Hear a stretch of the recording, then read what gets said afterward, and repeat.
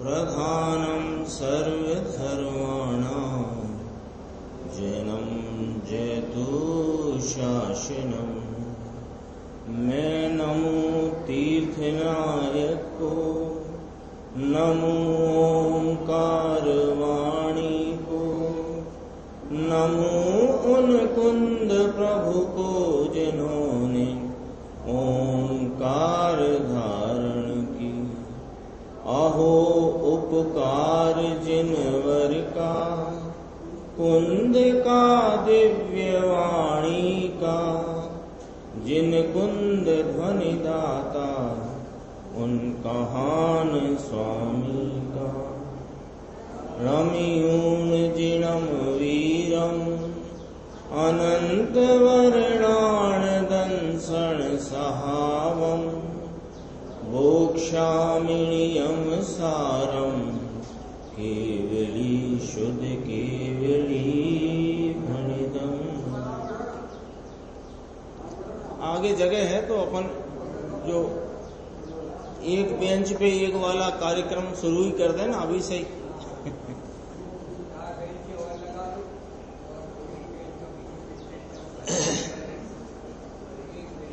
ऐसा ही आप लोग भी कर सकते हो आगे पीछे होके।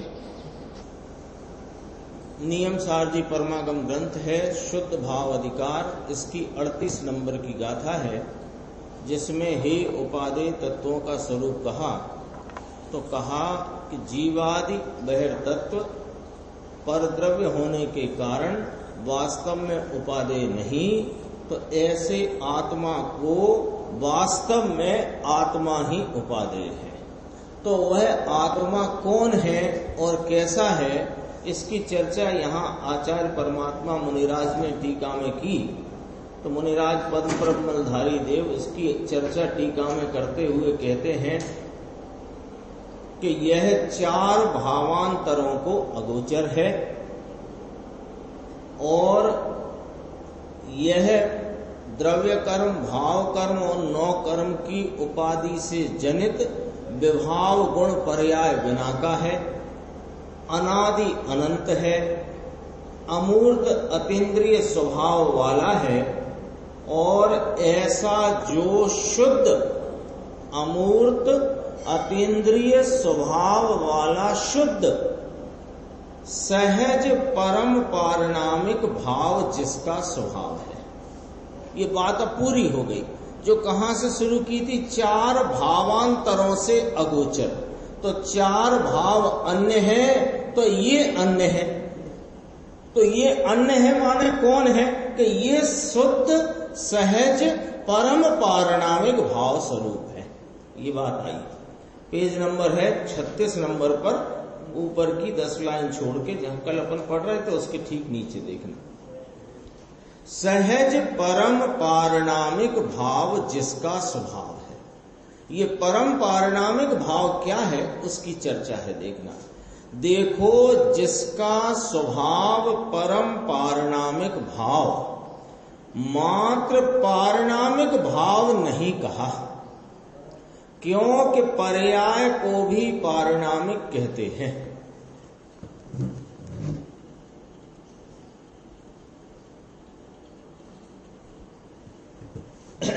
पर्याय को भी पारिणामिक कहते हैं। क्या कहा? जय धवल में पर्याय को भी पारिणामिक भाव कहा है। अरे राग को पारिणामिक भाव कहा है, राग भी पारिणामिक भाव है। अरे साहब, वो तो औदयिक भाव है, वह पारिणामिक कैसे हुआ? कि प्रत्येक भाव पारिणामिक है। जो भी भाव परिणमन रूप भाव हो वो भी पारिणामिक है, और जो द्रव्य रूप, सहज रूप, ध्रुव रूप है वो भी पारिणामिक है। क्योंकि पारिणामिक भाव की व्याख्या द्रव्य रूपता नहीं है। पारिणामिक भाव की व्याख्या है निरपेक्षपन। तो जो कोई भी राग जीव की पर्याय में होता है वह निरपेक्ष होता है, उसका कथन सापेक्ष है। जीव की परिणति में होने वाला जो राग का भाव है, तीव्र राग आया कषाय की तीव्रता का परिणाम आया, कषाय की मंदता का परिणाम आया। जो परिणाम आया वो परिणाम निरपेक्ष आया है। वह परिणाम उस समय का अपने स्वतंत्र षटकारक से उपजता हुआ वह परिणाम अहेतुक है, सत है, लेकिन उसका कथन कर्म के उदय की सापेक्षता से किया जाने पर वह औदैहिक भाव कहलाया, है तो पारिणामिक। तो देखो, जय धवल में पर्याय को भी पारिणामिक भाव कहा है। अरे राग को पारिणामिक कहा, उदय भाव को, उपसम भाव को, क्षयोपसम को भी पारिणामिक कहा। पर्याय है उसको पारिणामिक कहा, किंतु परम पारिणामिक नहीं कहा। परम पारिणामिक नहीं कहा।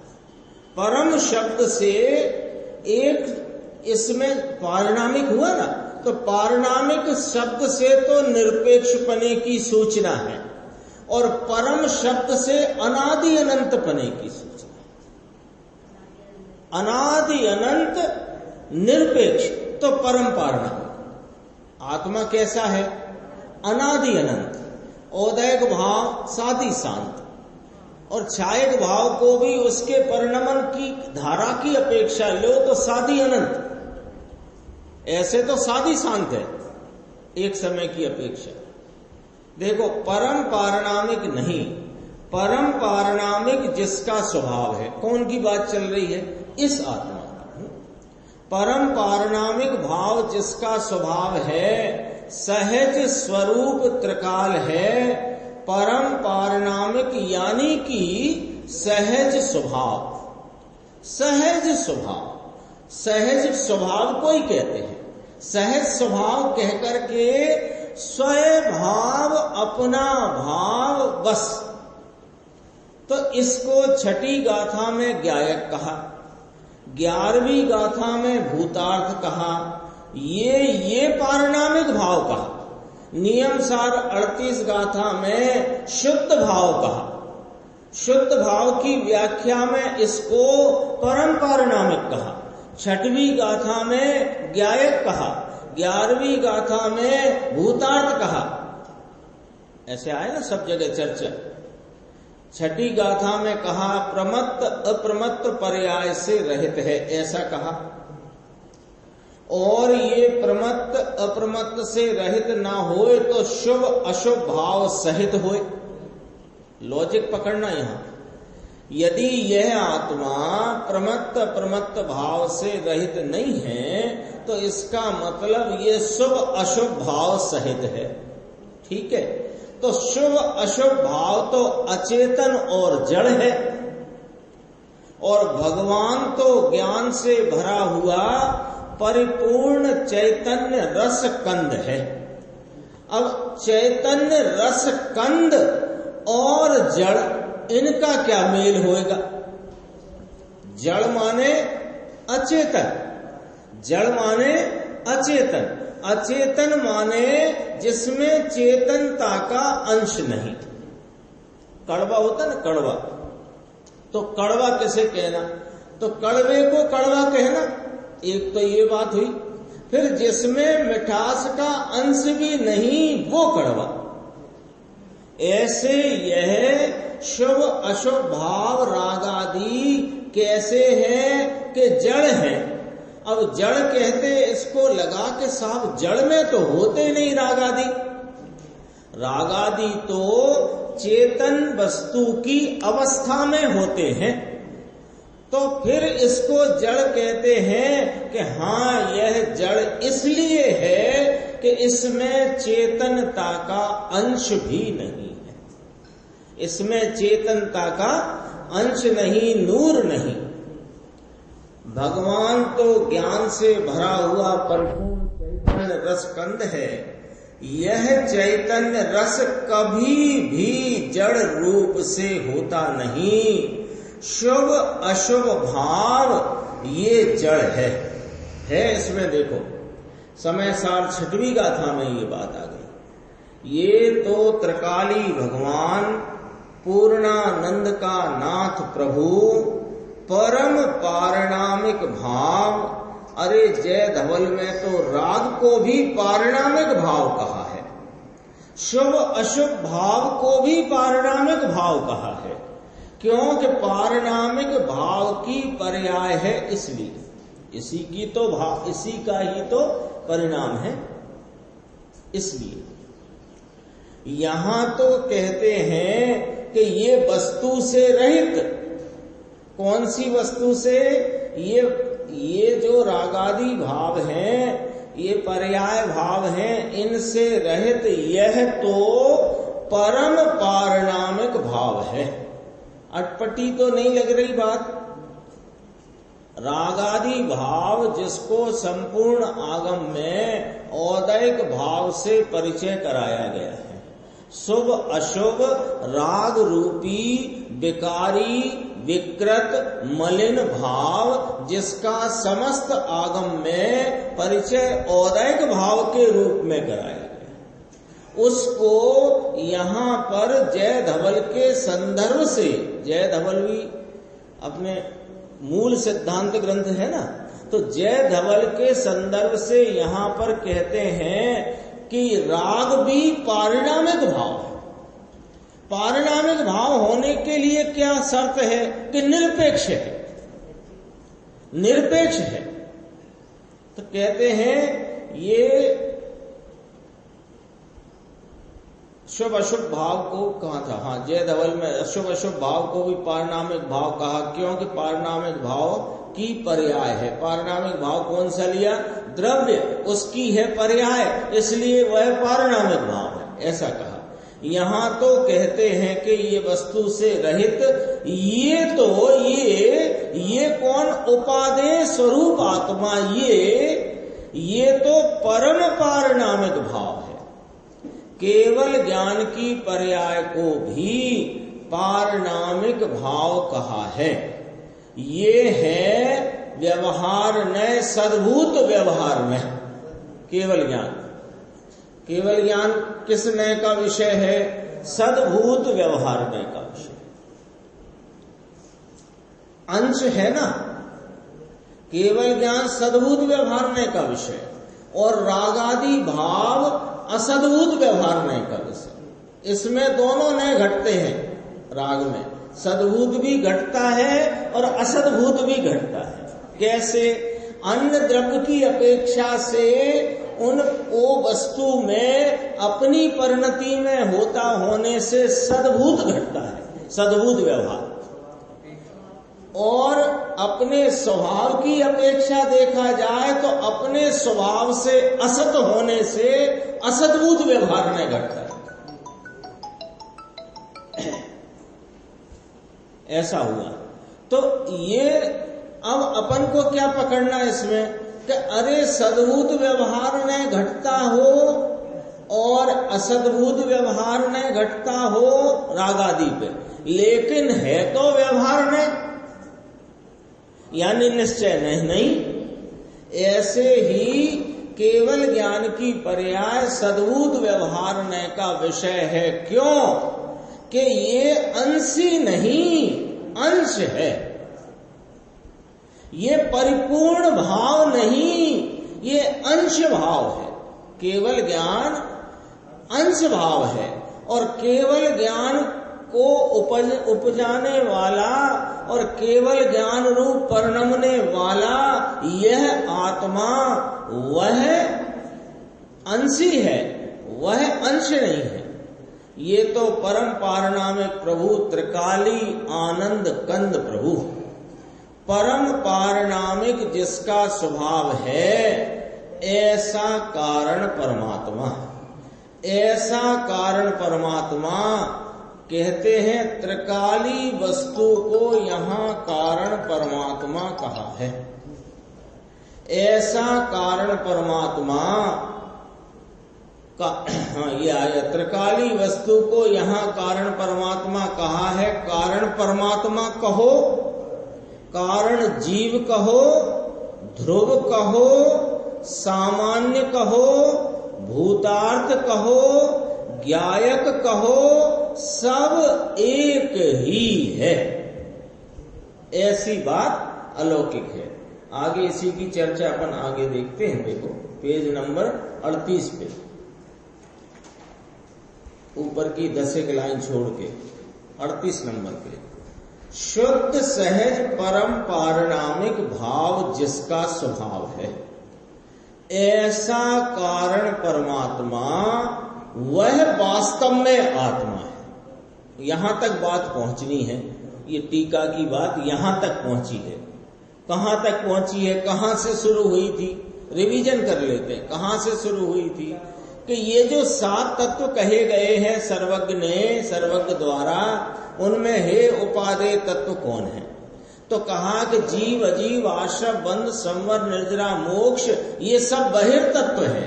और बहिर्तत्व होने से परद्रव्य है, और परद्रव्य होने के कारण से वास्तव में उपादेय नहीं है। तो फिर आत्मा को क्या उपादेय है कि आत्मा को वास्तव में यह आत्मा उपादेय है। तो वो जो जीव तत्व कहा था वो वास्तविक आत्मा नहीं है कि नहीं, वो तो जीव की एक समय की पर्याय का भाव है। और ये जो आत्मा कहा जा रहा है, कहां से बात उठाई थी? 4 भावांतरों को अगोचर है और अमूर्त, अनादि, अनंत, उसमें बीच में एक बोल आया, द्रव्य कर्म, भाव कर्म, 9 कर्म के से जनित, उपाधि से जनित, विभाव परिणामों से रहित है और अनादि अनंत है, अमूर्त अतीन्द्रिय स्वभाव वाला है और शुद्ध सहज परम पारिणामिक भाव जिसका स्वभाव है, स्वभाव है जिसका, ऐसा कारण परमात्मा, ऐसा कारण परमात्मा वह वास्तव में आत्मा है। देखो आश्रयभूत आत्मा की बात चलती है, ठीक है ना। और आश्रय लेने से, जिसका आश्रय लेने से कार्य की प्राप्ति होए, वो कारण कहलाया। तो उसको कारण परमात्मा कहो, अपन ने पढ़ा था ना अभी, देखो, कारण परमात्मा कहो, कारण जीव कहो, ध्रुव कहो, सामान्य कहो, भूतार्थ कहो, ज्ञायक कहो, आलम्बन भूत कहो, शुद्ध नय कहो, शुद्ध नय का विषय कहो, सब एक ही है। ये 38 नंबर पेज पे कहते हैं, देखो, वह वास्तव में आत्मा है। अरे पर्याय भी आत्मा तो है, पर्याय है ना, केवल ज्ञान की पर्याय हो, सम्यक दर्शन ज्ञान चारित्र की पर्याय हो, रागादि की पर्याय हो, तो वो पर्याय यो तो आत्मा है। आत्मा क्यों है? आत्मा की पर्याय है। भले निर्मल हो, आंशिक शुद्ध हो, पूर्ण शुद्ध हो, मलिन हो, लेकिन ये व्यवहार में से है, व्यवहार में से है, भेद रूप है, निषेध्य है, भूतार्थ नहीं, अभूतार्थ है। गुरुदेव कहते हैं साधारण मानस को अभ्यास ना होए, इसको ऐसा लगे बापू क्या बातें करते हो।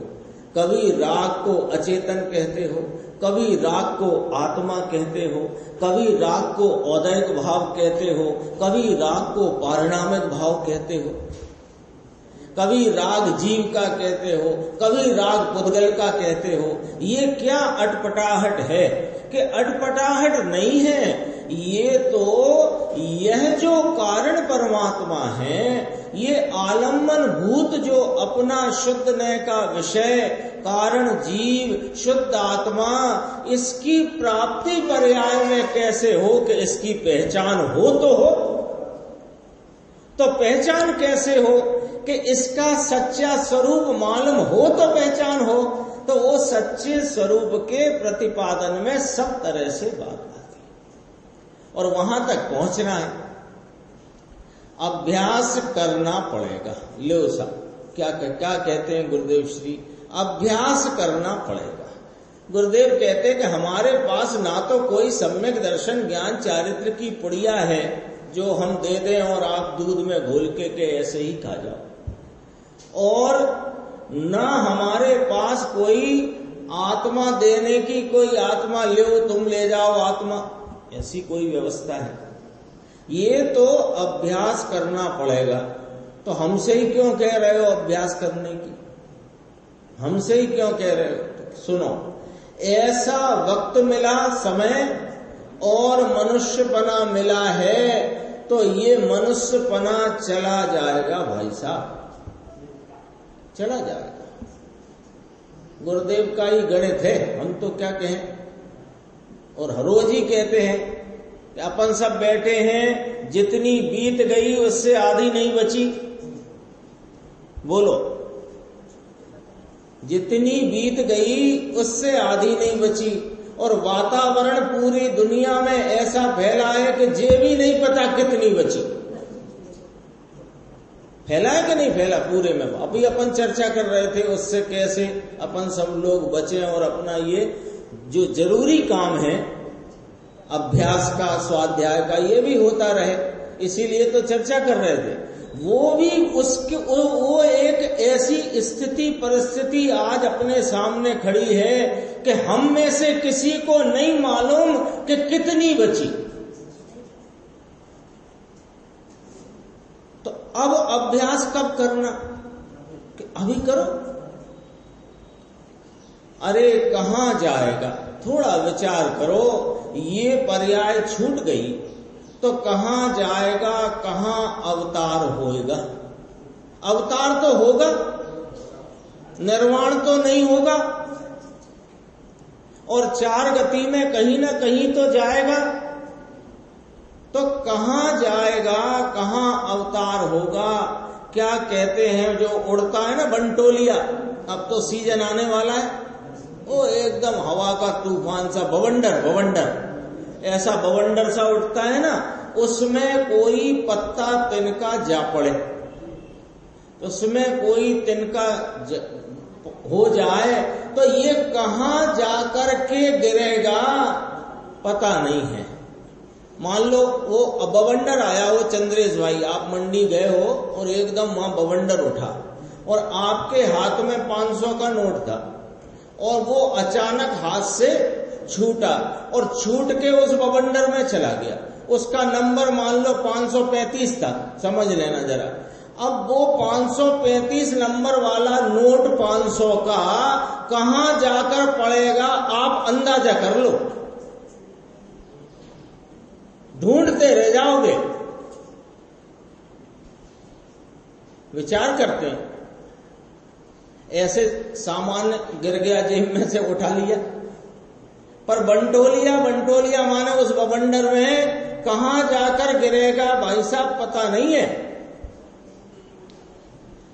ऐसे ही वायु होती है ना, तिनका ऐसे ऐसे होए, ऐसे ही मिथ्यात्व में पड़े हुए प्राणी का अवतार क्या होगा। देखो समकृति का तो ठिकाना लग गया है। जिसने अपने आत्म स्वरूप को पहचान कर, जिसने अपने स्वरूप की प्रतीति और संचेतना आस्वादन किया है, उसका तो ठिकाना 2-4 भव में वो तो सिद्ध शिला पे पहुंचेगा। उसके अंटोलिया बंटोलिया का बवंडर का कोई बवंडर ही नहीं बचा। ये मिथ्या दृष्टि की बात करते हैं, अरे इसे पता नहीं है कहां जाए। यहां ये कहते हैं, अब थोड़ी बात थोड़ी सी समझने वाली है। ये तो गुरुदेव अपने को प्रेरणा देते हैं कि भैया ये आत्म स्वरूप का शीघ्र अतिशीघ्र स्पष्ट निर्णय करके और इसकी महिमा में आकर के तुरंत ही शीघ्र ही बिना विलंब के इस आत्मा को प्रतीति में लो तो तेरे भव का किनारा आ जाएगा, अन्यथा ठिकाना लगने वाला नहीं है। अब जरा बात थोड़ी सी है, इसको अपन करते हैं। देखो यहां ये कहते हैं कि पर्याय रहित का जो आत्मा है वह कारण परमात्मा चार भावांतरों से अन्य ऐसा जो सहज शुद्ध परम पारिणामिक भाव स्वरूप वह ही वास्तव में आत्मा है, यहां ये कहते हैं। और दूसरी जगह कहते हैं कि पर्याय बिना का आत्मा होता नहीं। निर्णय कराते हैं, निर्णय ये क्या, ये इस इतनी चर्चाएं क्यों आती हैं और अपन उन पर क्यों चर्चा करते हैं? इसलिए कि एक जगह पढ़े कि पर्याय बिना का आत्मा नहीं, और यहां कहे कि पर्याय से रहित ही वास्तविक आत्मा है, तो अपने यहां आशंकाओं का सिलसिला उठता है, आशंकाएं उठती हैं। अथवा आशंकाएं नहीं उठती तो एक तकलीफ खड़ी हो जाती है। ये तकलीफ खड़ी हो जाती है कि अपन कहीं गए, उनने कहा कि पर्याय बिना का आत्मा नहीं होता, वहां से सुन के आ गए, यहां पर्याय बिना का ही आत्मा होता है। तो अब ये कहे कि वो सही कि ये सही। और आजकल तो एक और चल गया है कि एक लाइन को लेके चले जा रहा है और एक लाइन को लेके चले, और आत्मार्थी को कोई निर्णय नहीं मिल रहा। वो यहां मिलेगा गुरुदेव के पास, और कहीं नहीं मिलेगा। देखो, पंचास्तिकाय में पाठ है, ये बात बराबर है, लेकिन यहां कहते हैं कि जो त्रिकाली आत्मा है इसको ही हम आत्मा कहते हैं। अरे पर्याय को भी हम निश्चय आत्मा कहते नहीं, और निर्मल पर्याय को भी हम निश्चय आत्मा नहीं कहते। ये व्यवहार आत्मा, सम्यक दर्शन ज्ञान चारित्र की पर्याय व्यवहार आत्मा है। मुनिराज की शुद्धोपयोग रूप दशा व्यवहार आत्मा है। केवल ज्ञान की पर्याय व्यवहार आत्मा है, वह निश्चय आत्मा नहीं। वो 11वीं गाथा में जो सम्यक दर्शन का विषय शुद्ध ने कहा वो नहीं, 6वीं गाथा में जो ज्ञायक कहा ये वो नहीं, कारण परमात्मा जो कहा ये वो नहीं, ये व्यवहार आत्मा है। अरे मोक्ष मार्ग की पर्याय को भी व्यवहार आत्मा कहा है, और यहां तो परद्रव्य कहा है। परद्रव्य कहा कि नहीं, जीवादि बहिर तच्चम हेयम कहा, तो जीवादि बहिर तत्व परद्रव्य होने के कारण वास्तव में उपादेय नहीं है। परद्रव्य का हेतु आया था ना, कि जिस प्रकार परद्रव्य में से अपनी पर्याय नहीं आती, इसी प्रकार पर्याय के आश्रय से पर्याय नहीं आती, इसलिए पर्याय भी परद्रव्य है। ये चर्चा आ गई थी, थोड़ा सा विषय इसमें बाकी है, अपन देखते हैं। देखो,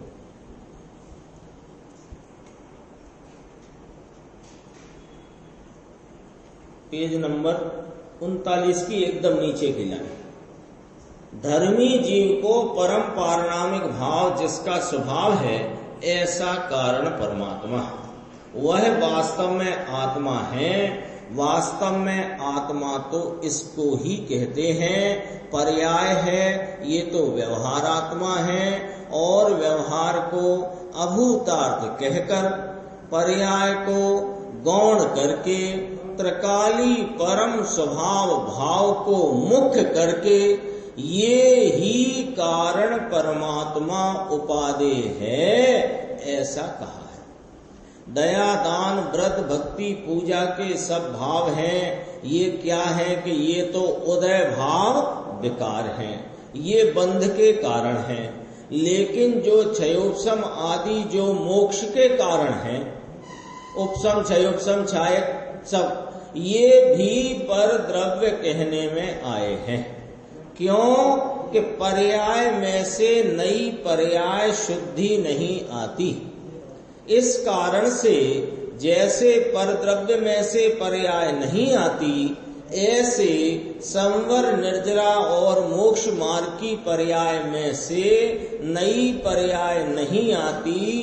तो नई पर्याय जो आने वाली चीज है, नवीन शुद्धता, आनंद की बढ़वारी, शुद्धता की वृद्धि, शुद्धि की प्राप्ति, होने वाली चीज माने जिसके आलम्बन से ये शुद्धता प्राप्त होती है, वो तो यह त्रिकाली परम पारणामिक भाव है। अरे मनुष्य पने में करना होए तो ये कर्तव्य है, ले खत्म। मनुष्य पने का एक कर्तव्य, एक ही कर्तव्य है मनुष्य पने का। यदि यह मनुष्य भव मिला है और ये बात सच्ची अच्छी मिल गई है, तब तो महाकर्तव्य हो गया। कहते हैं मनुष्य पने में आया, देखो मनुष्य पने में करने का हो तो ये कर्तव्य है, बाकी सब प्रपंच जाल है। प्रपंच जाल सब करने का क्या बताया संजय भाई कि ये सहज परम पारिणामिक भाव स्वरूप, यह जो वास्तविक आत्मा, कारण जीव, कारण परमात्मा, शुद्ध आत्मा, इसको अपनी वर्तमान उपयोग को वहां ले जाकर उसका आलम्बन लेकर पर्याय में इसको प्रकट करना, प्राप्त करने का कार्य ही करने का है बस।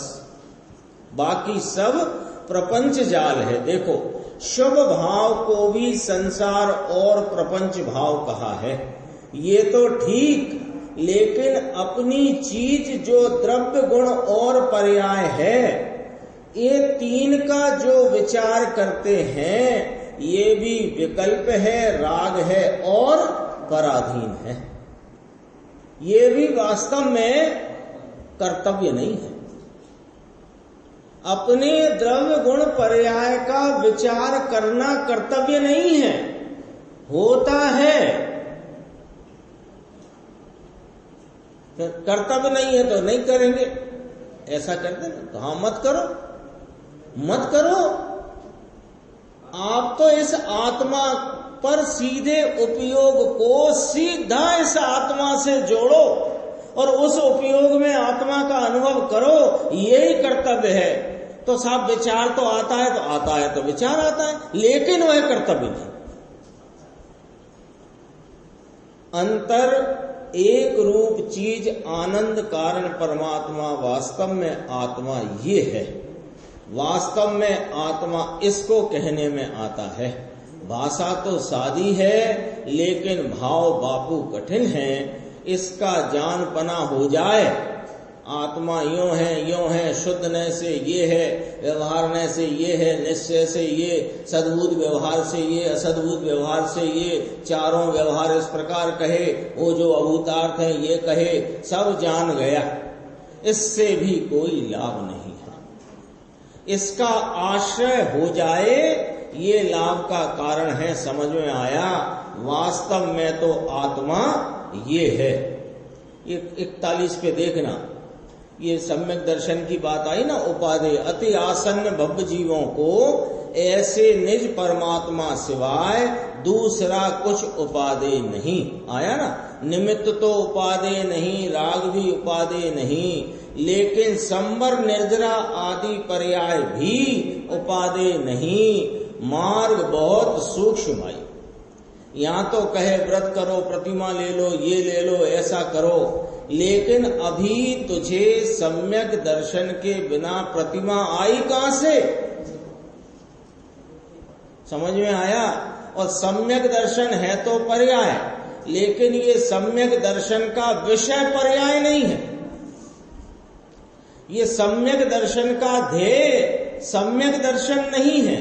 सम्यक दर्शन का ध्येय परम परमात्म स्वरूप जो त्रिकाली, वो ध्येय है। तो पूछा इसकी विधि तो बता दो साहब, इसकी विधि क्या? तो कहते अंदर में जाना, ये विधि, दूसरी क्या? अंदर में जाना, कौन को जाना? वर्तमान उपयोग को जाना, ये विधि। जो त्रिकाली चीज पाताल में है, एक समय की पर्याय भी परद्रव्य है, और इसके पाताल में, ये पर्याय के पीछे निज परमात्मा पड़ा है। उस तरफ नजर करना ये विधि है, बाकी सब बातें हैं। ये अपना इधर और 2 मिनट का काम है। ये देखो 42 नंबर पेज पे ये आया ना, निज परमात्म द्रव्य में इसके सिवाय दूसरा कुछ उपादेय नहीं, पंच परमेष्टि तो उपादेय नहीं, पंच परमेष्टि की भक्ति का राग ये भी उपादेय नहीं, लेकिन मोक्ष का मार्ग उत्पन्न हुआ ये भी उपादेय नहीं। ये सारांश रूप अपन पैराग्राफ पढ़ रहे हैं। अपनी 5-6 दिन से चर्चा चल रही है ना 38 नंबर गाथा, उसकी यहाँ चर्चा आज पूरी होती है। तो उसका उपसंहार, सारांश, टोटल क्या आया कि देखो मोक्ष का मार्ग उत्पन्न हुआ ये भी उपादेय नहीं है। देखो काई उपादेय नथी, कुछ अंगीकार करने लायक नहीं। जहां 3 लोक का नाथ अंदर विराजते हैं, त्रिकाल जिन स्वरूपी प्रभु है, इसके समीप जाओ और इसका स्वीकार करो, ये ही तुमको आदरने लायक है, दूसरा कुछ आदरने लायक नहीं। ये काई शब्द है ना, काई उपादेय नथी, ये काय में से आया है। न किंचित उपादेयम, संस्कृत में है पंडित जी, संस्कृत में देखो, न किंचित उपादेयम स्थिति। संस्कृत में अंतिम शब्द है न किंचित उपादेयम स्थिति। पद्म ब्रह्मधारी देव के शब्द, इनकी टीका है न किंचित उपादेयम स्थिति के 3 लोक का नाथ पूर्णानंद प्रभु विराजते हैं। ये ही आत्मा को, यानी कौन को ये बात सुनाई जा रही है? अति आसन्न भव्य जीवों को, जिनकी भव्यता पक गई है। अरे जिनकी भव्यता पकी है उसको सुनने मिली है, और जिसको सुनने मिली है, सुन करके जिसको ये बात जम गई है, जम रही है, वही तो भव्य जीव है। और कैसा भव्य है? अति आसन्न। अति आसन्न का अर्थ समझते हो? अति आसन्न माने एकदम निकट, निकट भव्य जीव है, लायकात हो गई है। ऐसे जीव को परमात्मा निज प्रभु ही उपादेय है। दया दान व्रत प्रतिमा का परिणाम ये आदरणीय है, और ये करते करते निश्चय होगा प्रभु घना फेर छे। समझ में आया? ये अपनी 38वीं गाथा की टीका पूरी हुई, और अपन आगे की स्वाध्याय का कल से क्रम इस प्रकार जो अभी अपन ने तय किया है, सुबह 8 से 8:30 तक सीडी प्रवचन जिस प्रकार का चल रहा है वो चलेगा, और 8:30 से 9:15 तक अपनी स्वाध्याय चलेगी। अभी कुछ दिन इस प्रकार चलेगा, आगे यदि स्थिति परिस्थिति और बिगड़ती है फिर आगे निर्णय लेंगे। और बैठक व्यवस्था थोड़ी सी इस प्रकार, यहाँ तो लगभग ठीक है, यहाँ इस तरफ की बैठक में कोशिश करें कि दूर दूर बैठे। जैसे पीछे जगह पड़ी है वहाँ चटाई अपन बिछा लेंगे तो वहाँ भी पीछे तक बैठ सकते हैं, आगे भी बढ़ सकते हैं कुछ। और मास्क के बिना कोई मंदिर जी में प्रवेश ही ना करे, ऐसी विनती भी है, निवेदन भी है, और कहते हैं आदेश भी है। हाँ, दोपहर की जो अपनी सभा चल रही थी वो उधर, तो वहां तो कम ही लोग आते हैं, तो अब वो सभा अपन यहाँ पर करेंगे आज दोपहर से।